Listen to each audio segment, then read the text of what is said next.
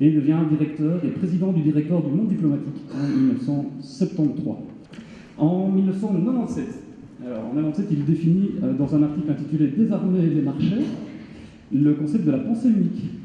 La pensée unique, un concept qui, couplé à sa proposition de taxer les transactions financières, dit aussi taxe Tobin, sera à la base de la création de l'association ATTAC, dont il est d'ailleurs toujours le président d'honneur.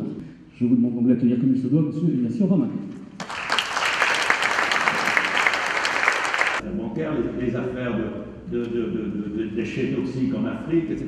On croyait être bien informés. Les journalistes à travers l'Europe perdent leur travail, sont dans des difficultés parce que les plans d'économie dans les médias se succèdent. 50 000 pertes d'emplois de 2008 à 2010, 120 quotidiens, 250 000 emplois qui ont été perdus en 2008 et 2010, 120 quotidiens nationaux qui sont voilà. Mais tout ce qui est l'information immédiate est plutôt abordé sur le web. Moi, je suis convaincu qu'on est dans une médiamorphose plus qu'une média-apocalypse. Alors, c'est clair, il va y avoir des morts, il va y avoir des entreprises qui vont être en faillite, c'est à n'en pas douter.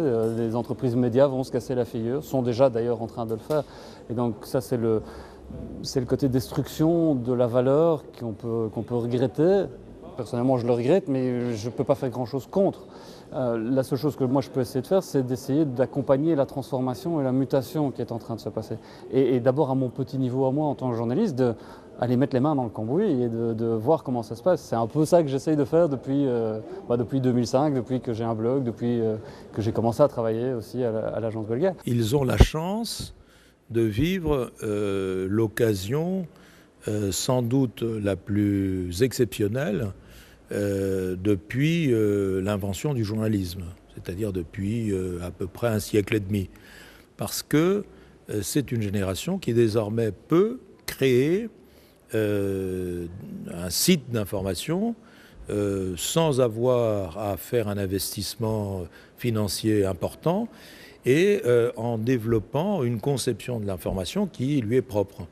Moi, ce que j'essaie de faire dans mes petits moyens à moi, notamment avec les masterclass que j'ai essayé de mettre en route cette année-ci, c'est de leur mettre un peu les yeux en face des trous par rapport à la difficulté qu'on peut avoir avec les outils du web. Voilà, pour beaucoup de gens, ça paraît quelque chose, et pour beaucoup de jeunes même, ça paraît quelque chose de très compliqué que de maîtriser les différents outils du web. C'est sans doute, tant qu'on est aux études, qu'il faut en profiter pour en faire un maximum d'erreurs, se planter plein de fois, continuer, persévérer, trouver sa voie et de quel bois on se chauffe, de quel journalisme on se chauffe.